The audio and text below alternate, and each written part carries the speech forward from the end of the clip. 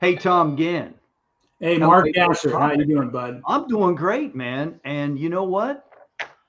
We are live here this evening, and before we get into everything, I'm going to start out do something a little different here. I won't play one of our sponsors that we have here, the folks at Be Connected, if you don't mind.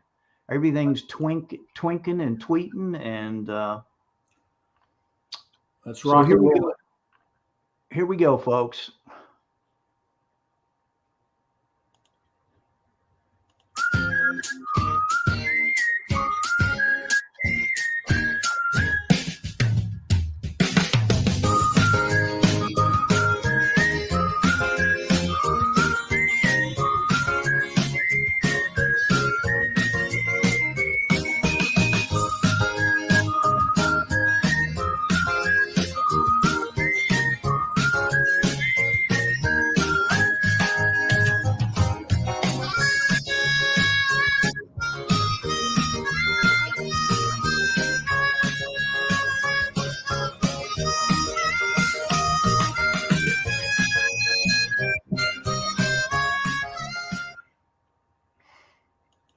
Yes, and we are back live here, Tom. All So, right. how you Got me doing, a little sir? rocking and rolling there. I just want to thank Be Connected, one of our corporate sponsors. Absolutely. We have two at this point that we're And really. and I was going to do another one here, if you don't mind, before we get into all this. Let's crank out another one. This one gets me in the mood for stuff here. So I'm going to play our.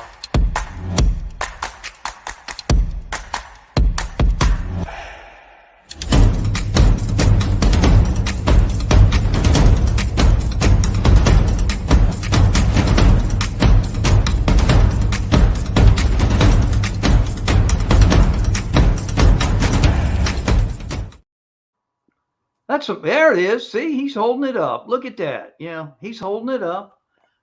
Definitely holding it up. So always a good thing.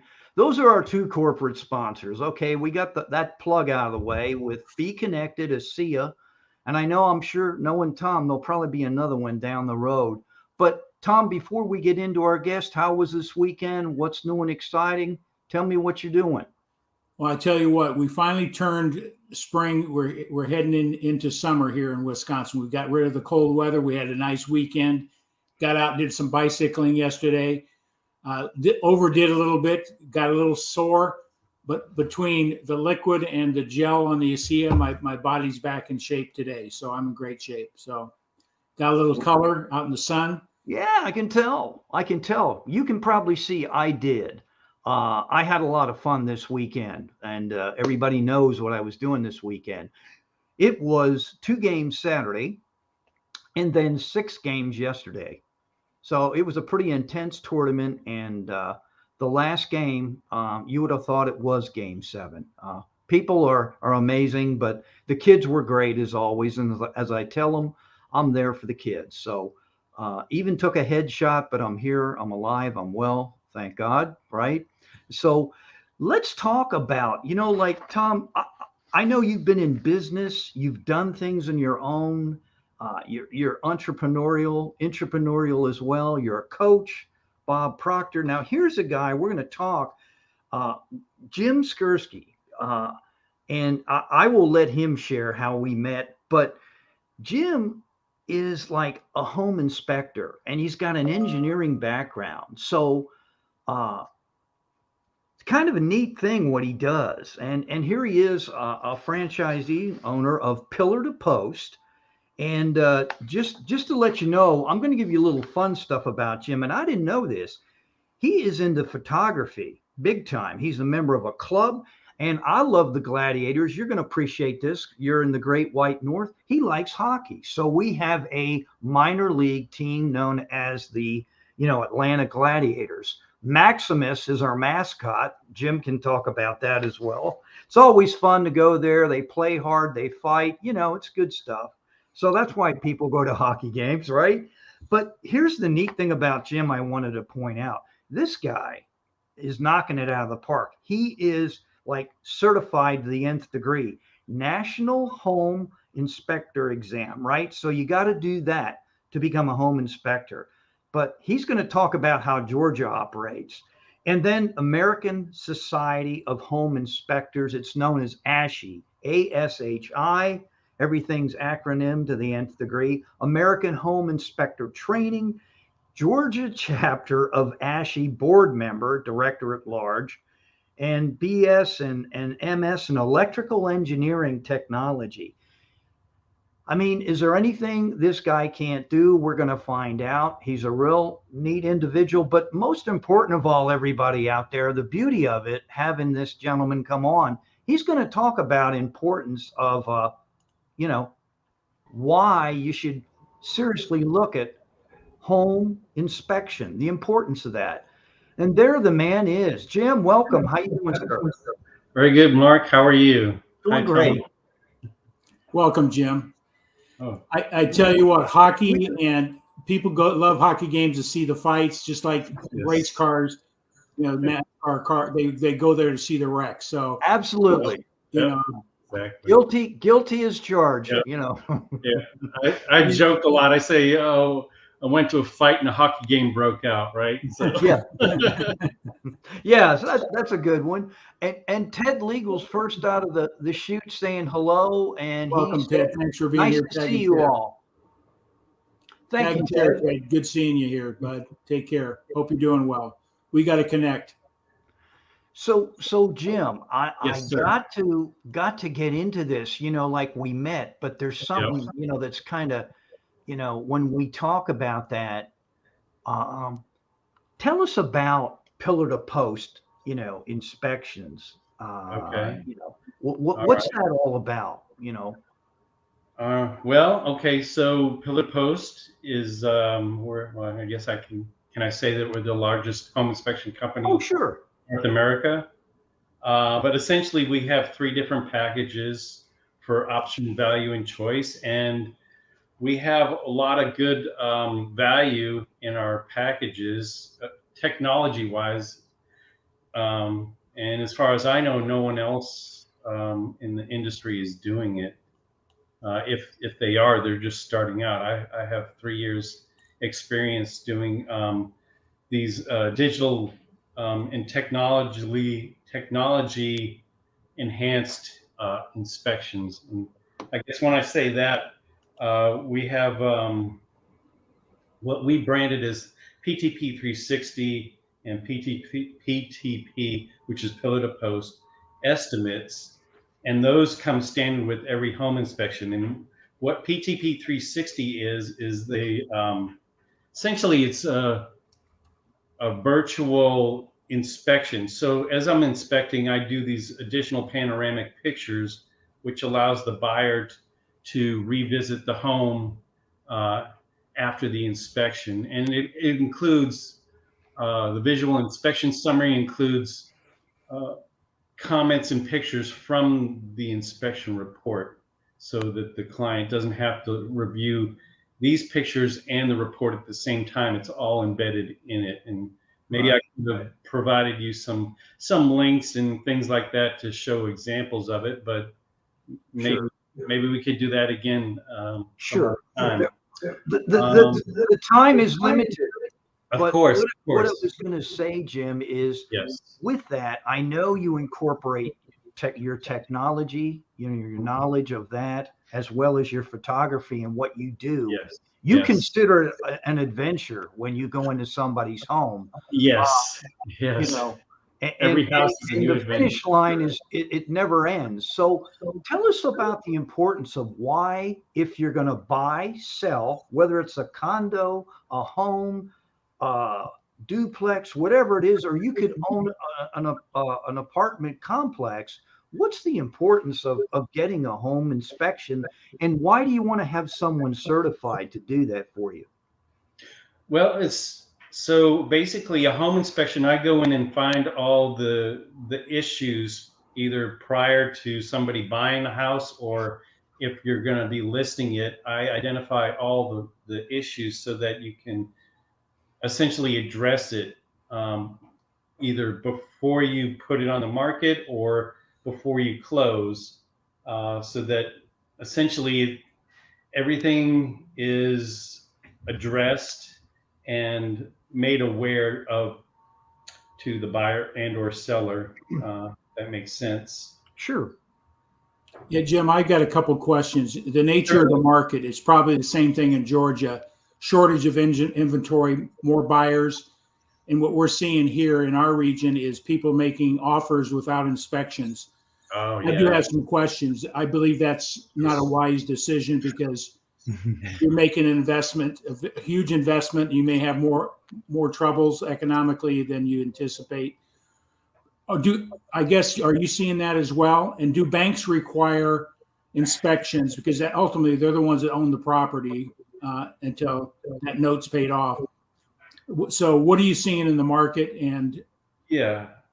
So yeah, exactly. So I would definitely recommend getting an inspection. And yeah, there was a little bit of time where people were waiving inspections, and I don't recommend that because if you're not keen on looking at specific things, you could end up with a big, a big. Oh, I say big ticket item, but a big um, issue where it could cost you thousands and thousands of dollars. Whereas, you hire me, I will pinpoint that stuff out and make you aware of it before you actually go forward with the purchase.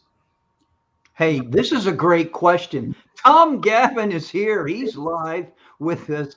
Tom, thanks for joining us. I got to ask you this because he's in the business. He's in real estate. He and his wife, they get out there and they're getting it. And if you ever go to LinkedIn, you will see. I call him Tom's real estate rant. I love it because Tom's high energy. He's a former radio guy. But here's a question. Yeah. This question might have already been asked. He says, hi, guys. What are your guests' feelings on pre-home inspection before listing? How do you feel about that, Jim? We're not trying to. Oh, yes, like I said, we call them pre-listings, but again, yeah, if before you actually list your house, I recommend, I say to everybody, anytime is a good time for a home inspection, whether you're buying, selling, or if you're an investor, what have you. But yeah, essentially a pre-home inspection before listing is our pre-listing. And essentially I go in and identify all the issues prior to the house being put on the market so that the seller can, see those issues and address them accordingly. And then I guess the ultimate goal there is once they've been addressed, you can actually ask for a higher market price because the house would be in a more move-in ready condition, which I think most buyers are looking for these days. And essentially that's kind of what I do on the other end for buyers is I look at the current condition of the house that's been put on market, and I reveal that information to the buyer. Great answer. Hey, Tom, thank you for the question. You can throw another one at us. We've got another question here. People are asking questions. This is beautiful. Awesome. Okay, this is from Ted Legal. He said, is there a way you can tell if an inspector is cutting corners because maybe he knows the seller?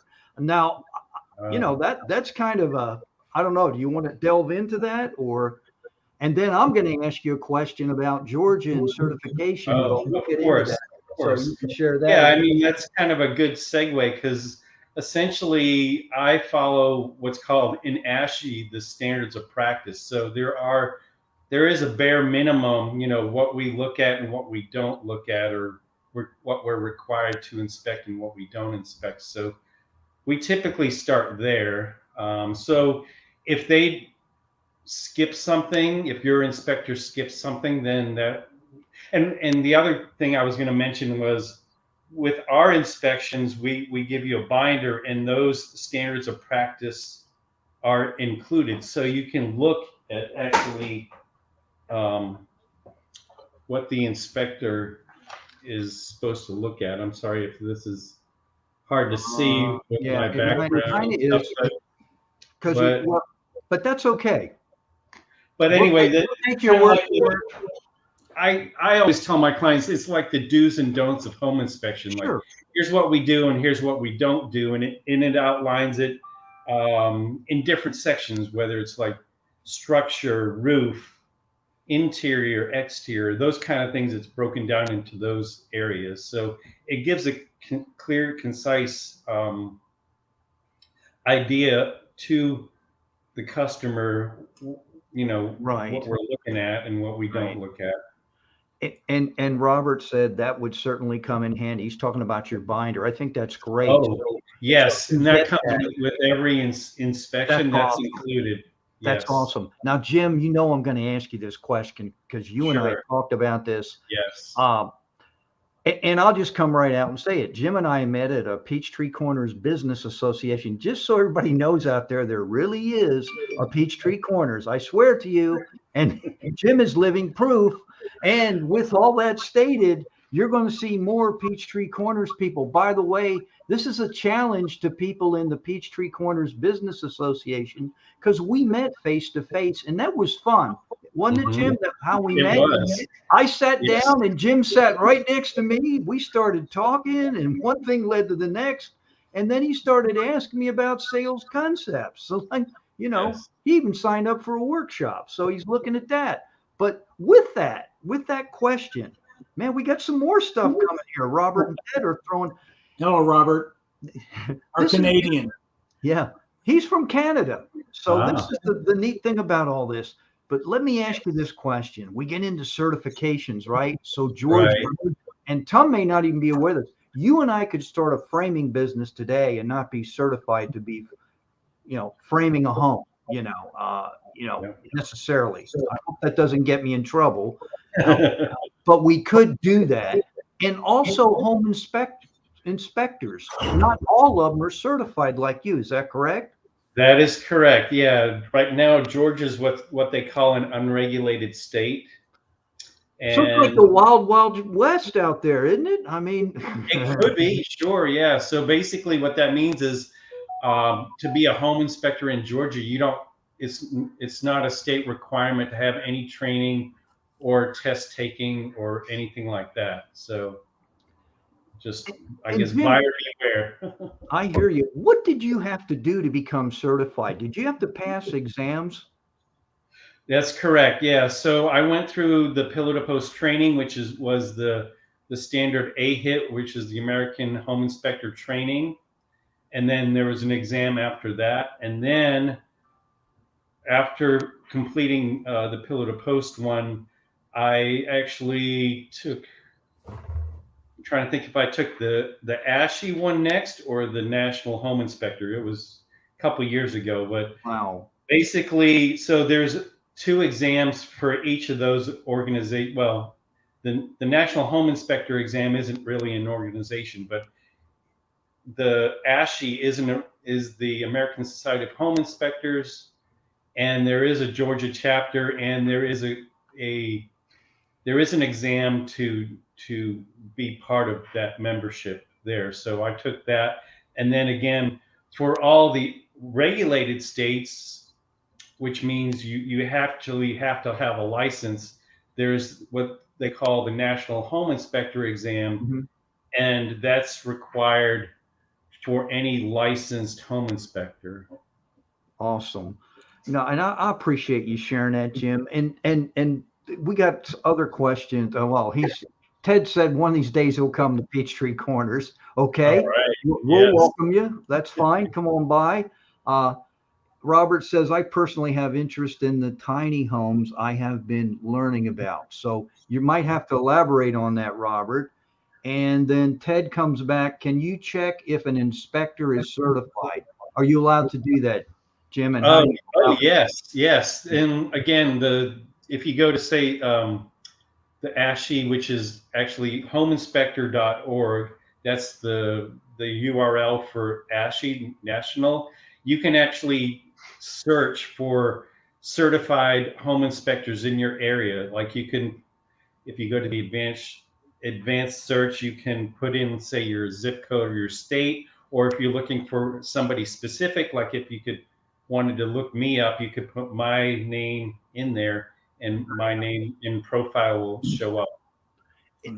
And Jim, why don't you share with us real quick, how do you acquire customers? I mean, I know you're a member of PCBA, Peachtree Corners Business Association, amongst other a plethora of organizations you're a member of, but Yes. how does that work for you? Do you actually educate realtors, brokers? Do you do those type of things? Yes, sir, I do. Yes. So typically my main customer or marketing, I guess, who I market to the most are real estate agents and brokers. And so I go and visit offices and I educate them on, for example, I did one on lead-based paint recently. I can also educate them on radon, mold, different issues, structure, decks. Like I was going to plug this, but May is not only for Mother's Day, but it's also Deck Safety Month. So, Oh, really? yes, sir. So, I may need to get my deck checked out then, you know. It's been yes. about 20 plus years. Yeah. Oh, yes. So we have different topics, and again, most of these are classes that are provided by ASHI. And we just essentially relay that information onto the agents to educate them.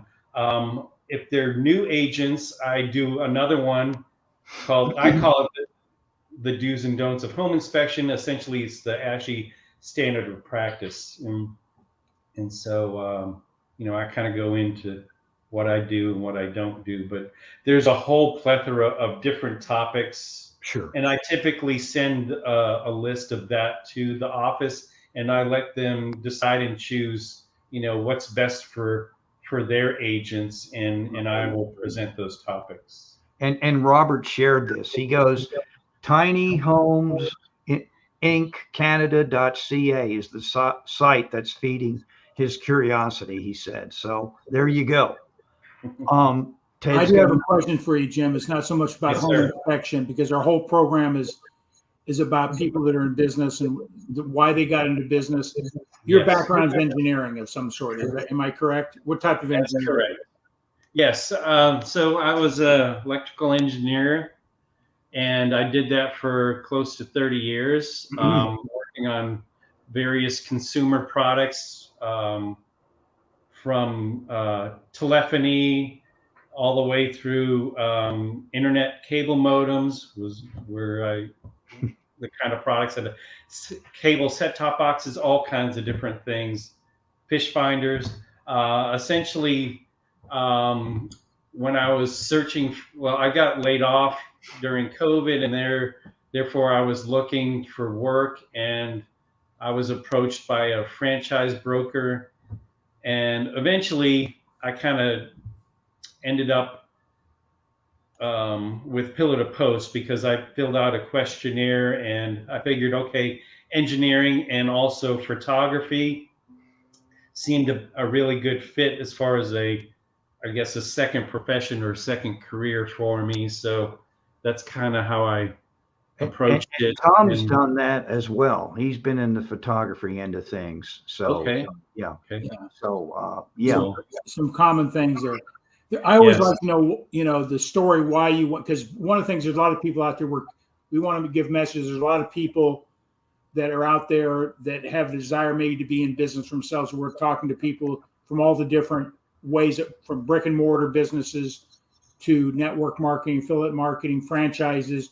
So you decided to go the route of franchising, correct? Correct. Yeah, I thought it would be easier to start, with a franchise. And again, when I filled out the survey, it gave me a list of them, and home inspection was one, and PillarToPost happened to be the top franchise in home inspection. But that wasn't the only reason I chose it. I chose it because of, again, all of the digital and technology that we do that other home inspectors don't do. And again, maybe it's the engineer and tech in me. That's why I like it, and I'm used to that stuff. But it seemed a really good fit, so that's kind of why I went with them. Okay. there's a lot of issues that affect the value of a home, you know, from structural issues, foundations to walls, roofs, chimneys, all those type of things.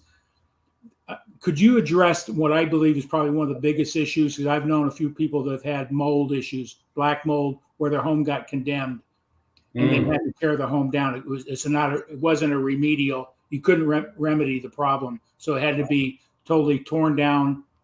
So could you address how important it is, and how do you check for mold, and how critical is that in a home? You're especially in the South where you got a lot of humidity. Oh, yes, sir. Yes. So I can test for mold during the inspection or as a standalone. So you don't necessarily need to do it with an inspection, but if you suspect, like if you have allergies or you see mold, then you can usually call me and I will come and take the mold samples and send it to the lab, and they will give you a really detailed report on the breakdown of what the mold is, what if it's toxic to you, as well as the level or the amount that was captured, and I can do it in various ways. So the typical way is, and this has been kind of my experience, is um, there's been very few houses where I see physical mold. If I do, then I use either a tape lift or a swab. But if I don't, then I basically capture the air because mold is everywhere. So I do an outside sample and then typically two indoor samples in the air in either a non-complaint area or a complaint area, which is typically like where most people spend their time, like in say the main bedroom or like a family room, living room where they sit and watch TV quite a lot. So those are the kind of areas that I focus on when I do mold, and it's not really clear as to where mold might be. That's kind of where I start, if that makes sense. Yeah. And then the lab will compare that to the outside and tell you whether the indoor samples are either less, the same, or more than what was captured outside. And again, they'll break it down into the different types and the amount that was captured. And then further steps to take if there is a lot of mold that is either bad for you or that's really causing allergies and things like that. There are steps that are provided in that report to kind of take the next step, like you were saying, remediate and hopefully not destroy the property. But luckily, I haven't been there, but I have had a couple of homes where you could just walk in and tell right away that they did have a mold issue. So, Jim, just to go back what Tom asked you, Yes. were you apprehensive, fearful of venturing onward? Here you have this engineering background. Now you're going to get involved with franchising, become an entrepreneur, so to speak. Yes. Put some skin in the game, your dollars and cents. How did you feel about that? It was different at first because I've been in the corporate engineering world for close to 30 years, so it was definitely something different. But that's kind of why I chose a franchise, because I thought it would be easier for me to start and run the business because they had a proven system, and I liked their software and systems that they use, right, and all of that. So, that was the main reason why I went with a franchise rather than starting from scratch. Again, it comes at a cost because of the franchise, but it seemed easier to get started. And essentially, I guess how they put it was, well, we give you the car and you just fill it up with gas and you turn the key and kind of go. So And it kind of was that way, you know, but there was That's more to this. interesting. Yeah, they give you the car. I think you Yeah, had to invest to get that car. You know. that is correct. Yes. So you had to actually buy the car, Yeah. and you still have to fill it with gas, and you have to mark it and make sure people know, you know, that you're around so that you get business and can keep filling the gas tank. But yeah. I Time do is have a mileage. question for I you. can. Yeah. Because you have a franchise, you're not. Do you have employees out there inspecting, or and what type? If you do, what type of certification do you run them through, so that they're meeting So the standards that you established for your business? correct. Yeah. So they would have to go through the same training. I currently don't have any inspector employees, but when I do, they'll go through the same training and they'll have to pass the same exact test, and then I will, you know, supervise them until I'm satisfied with their the quality of their work, and Sure. then you know they can basically be on their own. Yeah. But Jim, can I ask this question? Here's another one by Ted Yes. Legal. He says, can a marketer market an inspector to homeowners and realtors without being a certified inspector? As far as I know, yes. So I could hire somebody that's, you know, specifically, you know, somebody that's in marketing or has a marketing degree. They certainly can do that, although um, I don't think they're required to do the home inspection training that I went through, although it probably would help them to understand, you know, the business and the services that we offer. That's a very good question. But as far as I know, they don't need to be a certified inspector. However, I mean, I guess I kind of am, so I kind of do both Sure. the certified inspector and the marketing. But if I were to hire a straight marketing person, I would definitely want them to understand the business, of course, but I don't believe they would have to be a certified inspector. But if they wanted to actually inspect, then yes, they would. Okay. You know, Jim, I've got a question for you. You know, what's been happening in the market, a lot of sellers are waiving the inspection to simplify the deal. Do banks require inspections? Yeah. So for some, I guess for some loans, yes, I would say they do require inspections. Yes. Okay. And me, I have a little bit of real estate background. I was licensed in real estate here in Wisconsin and California before I moved here to Wisconsin. When a seller's selling a home, they got to do disclosure if they know any structural issues, they had water leaks or foundation leaks or anything. They've got to disclose that. If they don't, they're subject to liability. By waiving an inspection, does that eliminate any liability back to them? That's a good question. Because they Uh, waived it. right, right. Oh, I know they'd gosh. be liable if they didn't do full disclosure, if they didn't put something on there they knew, Right. like That's a a really foundation good crack or a question. water leak that they didn't fit, they remedied and they didn't disclose that. Right. There's so home inspections don't eliminate liability 100%, I wouldn't believe. I don't. I believe you're correct, but I don't know 100%. But I mean, like again, I always encourage people to get a home inspection, whether you're buying and or selling. So, but from that's just me. I mean, maybe it's the engineer and in me. I don't know, but C, So CYA, cover your ass, right? exactly correct. Yes. and Robert says that's why it's a good idea to do your best to avoid living in a basement apartment. So and he always will add something like you had me at car. Oh, We're talking about the franchise and the oh, car. the franchise. Yeah, Yes. no, Right. Robert will always throw some things in there, but Ted, he thought that he says I'll go back. This is great and very knowledgeable. guest. So he's Oh, appreciating what you're sharing. oh, thank you. Thank you. That's my job. I mean, I try to educate my customers in the same way, meaning, you know, as far as the condition of the house, and that's my job. I'm there to educate them so that they can make the best and confident decision. Um,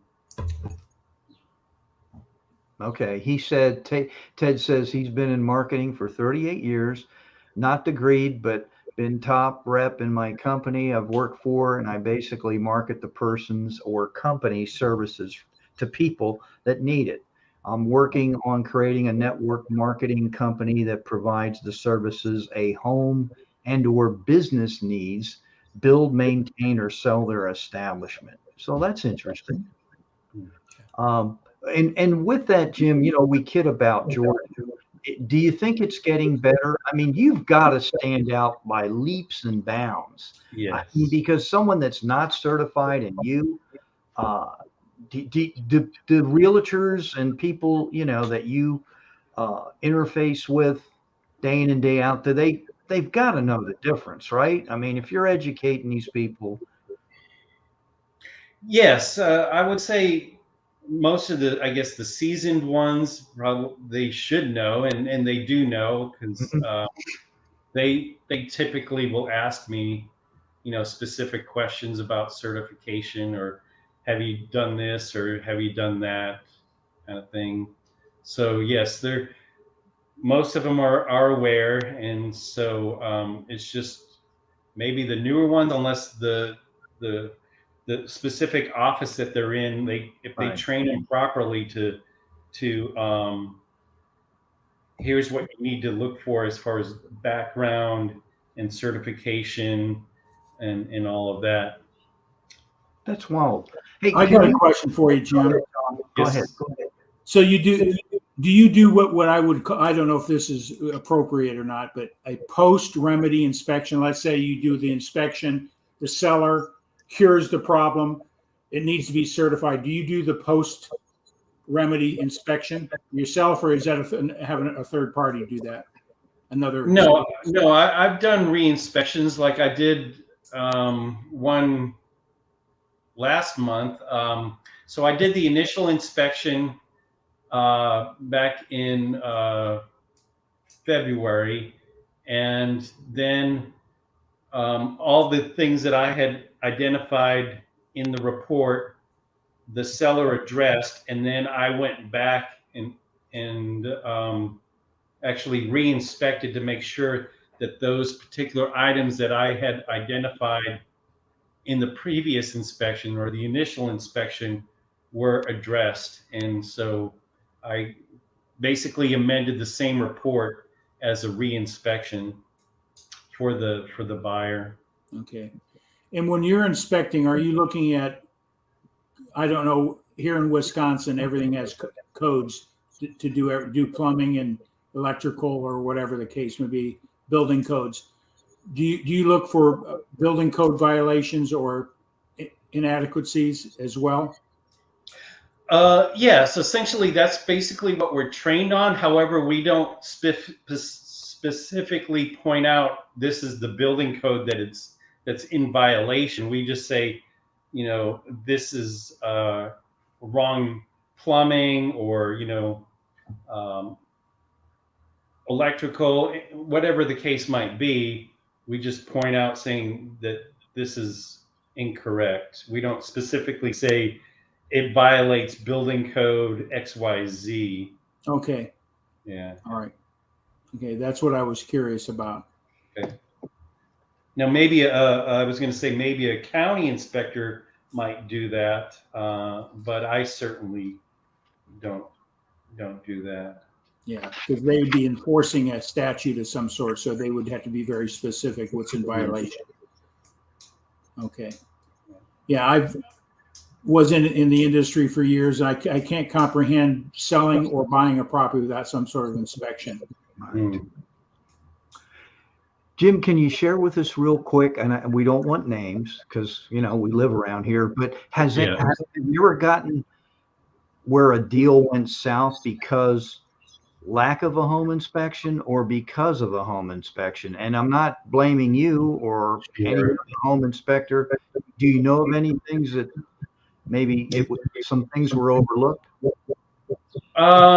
Yes, I mean, most of the time it's because I don't know, I say I'm too thorough, but I definitely it's a very fine line because you want to be thorough and point out the issues, but then again,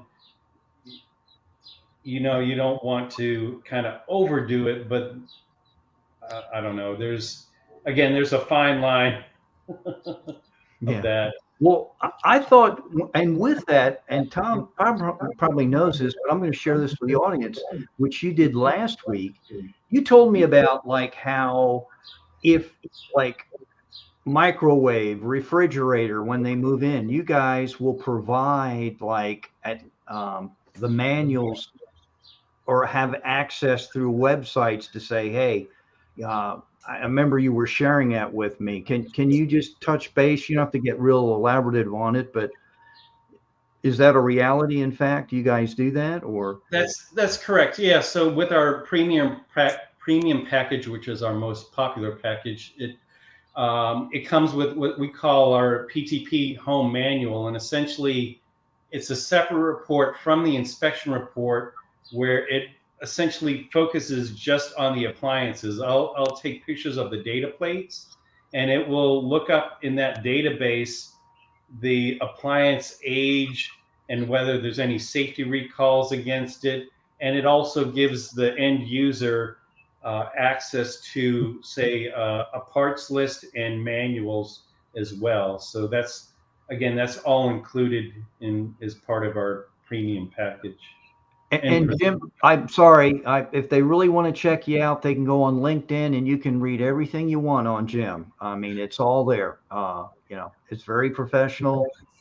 Um, so it's been kind of fun to get to know one another, and I kind of miss not seeing you face to face like we did. Yes, I know. We'll have And to that's do that soon. and Tom brought that up. Yeah. You talked about COVID, and we all kind of were in our like little missile silos. And I'm sure for you that was kind of tough because you probably educated people through this medium, use it whether it's a virtual training of some sort. But do you find people are more receptive? I mean, I am about meeting face to face if they can, and sitting down and talking to them. And I mean, it's kind of I say virtually, no pun intended, for you to Right. go inspect a home. I mean, you can't virtually do that. You got to get out there and do it. So That, that's correct. Yeah. I mean, I physically have to go there and inspect the house, and I do encourage our customers to also be present, just so that as I'm looking at the house, and I can quickly point out the things that I'm looking at and what's wrong. However, I can always do that, and I always do it at the end, either if they're there on site, or we could do it later afterwards, either through Zoom or over the phone, and just go over all the issues that were identified in the report. And again, that's kind of where the PTP 360 comes in handy too, in various ways too. So that's another teaching tool, not only just for, say, the buyer to relook at the house, but I could also point out things that I found with that if we're currently not on the site. Yeah. Jim, we talked about mold, and that's not only what it could do to, getting the wrong type of mold. Their buildings could be totally inhabitable. They can, by ordinance, they can make it a non-occupiable structure. And then the biggest reason you should have checked for mold is for the health issues that it does present to a lot of people. Radon here in Wisconsin is a big problem because of the type of land homes are built on. We got a lot of what do you call it? Sandstone rock here. So, and I guess that's equivalent to having a lot of radon. So radon's a big issue here in Wisconsin. What about where you're at? Is that an issue that should be concerned? Because there are very significant health concerns around radon. Could you elaborate a little bit on that? Certainly, yes, yes. So there are different zones. Typically, like the Northeast and the Midwest are zone 1 and 2. But in the Southeast here, we're in zone 3. And yes, radon is still an issue, and it's not as high, but it can be high enough where it could be a health risk and health hazard, I guess, because basically it can cause lung cancer Yeah. without you knowing. So what is radon? Is just the gas that's coming from the earth? Correct. Yeah. So it's just I say it's like carbon monoxide, but it's an odorless, tasteless gas that permeates from the earth, and it's from iridium, and then basically your house traps that gas and you inhale it, and over some time, depending on how strong the level is, you could eventually develop lung cancer. Okay. Wow. Yeah. And another good reason to have a home inspection. Your health is the most important. Health is your greatest asset. So That's protect correct. that first with a home inspection. Yes. Well, you don't want the roof to fall down on you. But the other health issues are Sure. important. So Yes. thanks for sharing with that. That was a great question, Tom. And Ted has another one. Are there inspectors for land without a building? Do you get involved with that at all? Like no building, just land. Have you ever done that, or do you do that as a franchise? No, I haven't personally, but I do look at the yard, at least with respect to the house or property, make sure that it's sloped correctly and it's not, it's sloped away from the building or property, because it could cause, water issues could be developing if it's sloped incorrectly. But no, I have never personally looked at just lots without property on it, and I assume that there could be, but I don't really know the answer to that question. My thinking on that would be is if the land if there was any question for environmental hazards, maybe a spill in the past or something like that, that would be public record as well. But maybe an old gas station was put there and has been 50 years ago has been torn down. I'd want to know if that land has environmental issues. So you should have some title search. Know the history of the land was what I would say. What was there before? Has always been acreage for farming, or was there other structures on it? And then find out what type of structure they were that would cause me to want to do an environmental inspection of the land. That's how I'd approach it. Make sense? Mm-hmm. Yes. Okay. Man, we just got a lot of things going on here, Jim. I am going to ask you this one now. Can you share a message with us? Like, what do you and how can you better serve people? What I know that this must resonate with you, because I told you, to me, you exemplify trust, help, and care. I mean, that comes across. So I'm sure customers feel comfortable with you.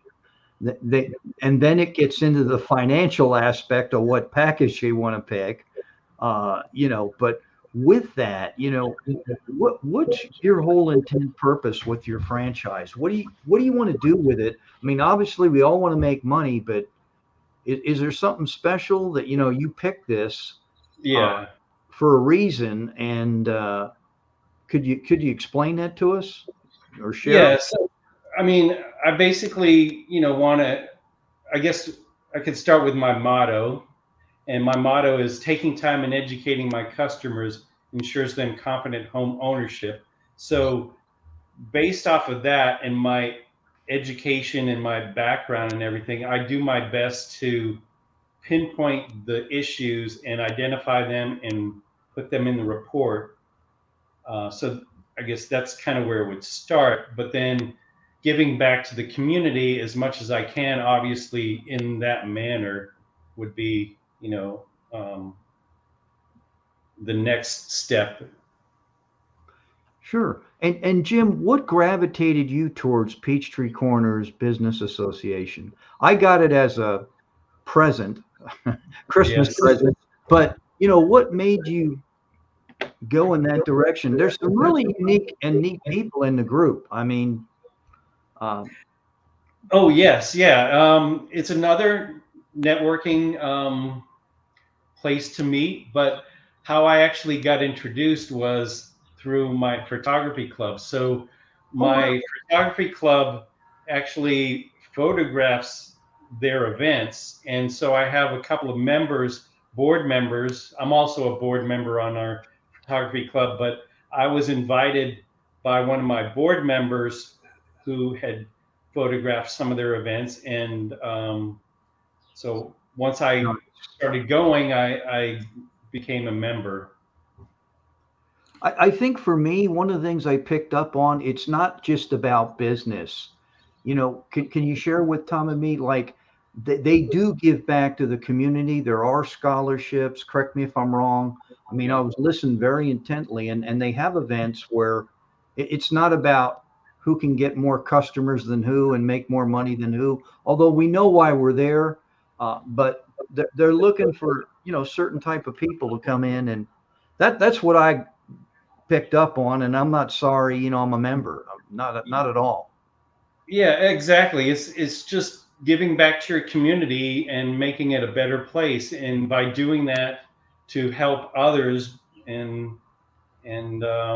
just giving back to your community through your business or helping other businesses. Sure. Um, that's basically what I get out of it. Mark brought something up that just triggered a question for you. You coming from a background of photography, and I know the physical, hands-on, looking at the problem, notating what the issue is, or whether it be a chimney or a flashing issue, whatever the case may be. Do you use any aerial, like drone photography? Is Um, that acceptable practice for validating a problem? The aerial. Yes, I currently don't have a drone, but in order for me to make, or I guess since I would be taking pictures and making money from those pictures, you have to be drone certified, which for me wouldn't be an issue. And I'm also currently studying for that certification because I'm also a pilot. So, um, Yeah, I forgot to mention that in his bio. yes, but Sometime I I do tell you, have you have to other take me inspect. up. I may I'm have to sorry. go I up. also have other photographers in my club that also want to get that certification, drone certification, Wow. and we actually do have one or two that actually do that. But yes, that's one way we could improve, or I guess it would be slightly easier on us to view the roof and things like that, which I have a pole camera, and that's currently how I do it. But I also have a ladder, but I typically use my pole camera. But my ultimate end goal is to be drone certified, get a drone, and then use those pictures in my report. But currently, I can't do that without having the drone certification because I would be making money from those pictures. Oh Sure. wow! I didn't even realize that there was an. If you're enterprising the drone, you have to have a certification. Interesting. Right. Correct. Yes. Wow. Hey, thank you, Ted, for sharing this out. I appreciate that. Thank you so much. And looks like he's got some more at us here. What is it? Oh, this is Robert. It's a great way to create legacy, educating people so they can empower themselves and teach others to do the same so they're enabled to improve the world as we know it, ensuring it is a better place because we are here. The best way to 10x something. Where have I heard that 10x thing from, Robert? That sounds like a Grant Cardoneism, but that's great. No, thank you, Robert. And he is from Canada. I kid you not. The Okay. guy that just made that comment. And then he says, "Oh, I see he's a drone guy. The flood of drone keepers made that certification certain." So that's a good point. Yeah, I guess.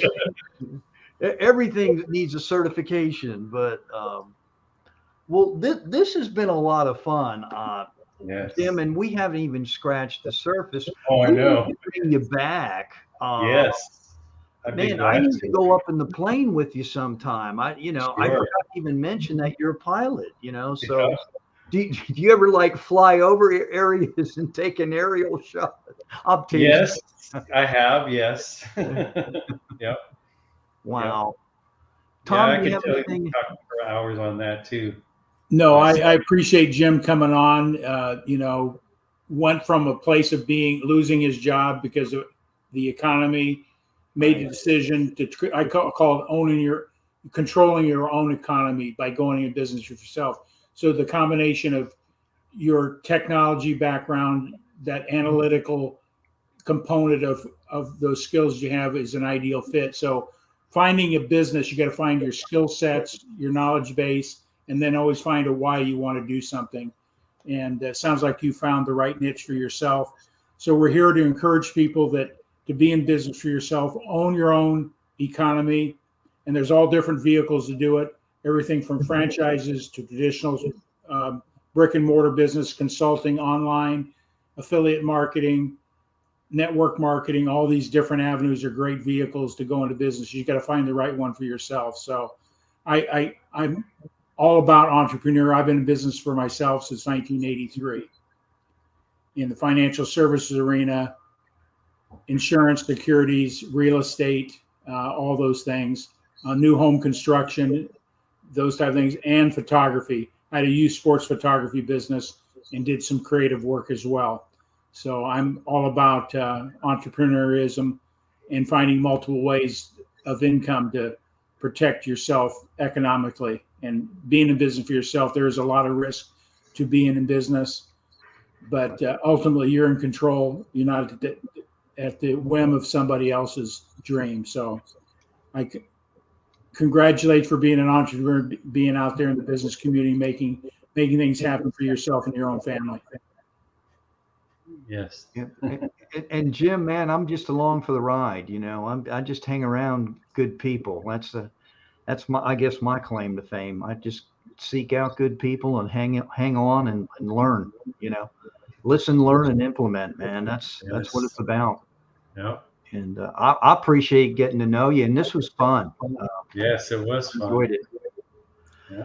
Well, I guess what we're going to have to do is stick him back in the green room. So don't hate us. I know we don't have a lot to eat back there or drink, so that's my fault. But don't go anywhere. We won't keep you too much longer. So I'm gonna say adios to you for now, and then we'll come right back. Thank you for being here, Jim. Thank you. So Tom, what do you think? I think it's so important for, elevate your profits. Real estate's one of those things. If you're not taking the proper procedures to buy or sell property, you're just can put yourself at a lot of economic risk. And having Jim on today made it so much clearer, not just the structural issues, but health issues with mold and radon and those type of things are very important for buying and or selling. Hey, look who's here. Ernest Odell, my man. And he said, and Jim, I know you can hear this, my home inspector found a whole tribe of squirrels living in my attic. PETA wouldn't let me evict them, so I had to apply for government subsidies. I won't get into that, but I think I know where he's going with that. Oh man. Thank you for being here, my friend. Thank you, Ernest, for joining us. Tag and share. Yep. And Robert's last, he says hi to Ernest. Why not? Ernest is a great guy, and in his own right, man, he's doing some neat things out there. I can personally attest to that. He's one of my mentors. So, with Mark, that, I got one comment. Our whole goal is to stimulate. I'm always finding ways to be in business or find parallel avenues to do that. I'm going to do a pre-announcement, a pre-launch here. I'm setting up a new business entity for fundraising for nonprofits, schools, teams, and organizations. Stay tuned, and I'll give you more details of what that's about. A very exciting concept I've come up with. I'm just doing my due diligence now on IRS codes and those type of things, make sure that it will comply for any nonprofit to implement this fundraising strategy. So I just want to plant that seed out there. When you got an idea, explore it, investigate it, and then take action. So I'm all about building another business. So this will be number 7, Mark, when we launch. Oh my goodness. Oh my goodness. You know, so, you know, and that's Tom's always looking at various multiple streams of income out there, and that's important. And, you know, we didn't get into it, but I'll just say, you know, elevate your profits. It's okay to talk about money and make a profit. It's okay to do well out there financially, because, you know, that's a responsibility. You owe it to yourself. But as well, like I've said in the past, we've had people that have written books, they're authored. We've had people in the financial end of things, real estate, health professionals. We could go on and on and on. It's not always about the money and what they're doing and giving back. And anybody out there, and again, Peachtree Corners Business Association, you know, I made that challenge to you in a nice way. Jim remembers when I spoke that day in front of the group. I want more of you to come on like Jim just did. He was number 1 to share your story and let us know what you're doing out there. We'd love to have you. I'm really proud of Jim because, you know, he had it under his name, Peachtree Corners. You know, I love it, man. It's just awesome. But that's all I have to say, you know, on that subject matter.